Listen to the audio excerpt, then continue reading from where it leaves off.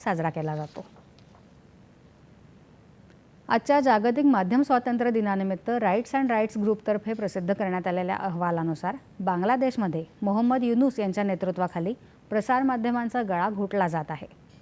बांगलादेशमध्ये ऑगस्ट 2024 ते मार्च 2025 या युनूस सरकारच्या पहिल्या 8 महिन्यांमध्ये सरकारनं आतापर्यंत तब्बल 640 पत्रकारांना लक्ष्य केलं आहे।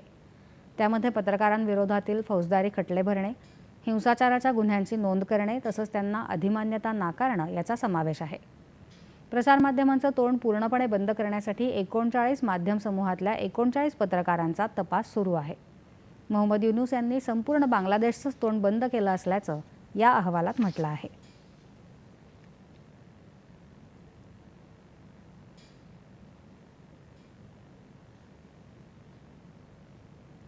उत्तर गोव्यात शिरगाव इथं प्रसिद्ध लहराई देवी मंदिरामध्ये आज पहाटे 4 ते 5च्या दरम्यान झालेल्या चेंगराचेंगरीत किमान 6 जणांचा बळी गेला असून इतर 26 जण जखमी झाले आहेत। उत्तर गोव्याचे पोलीस अधीक्षक अक्षत कौशल यांनी ही माहिती दिली।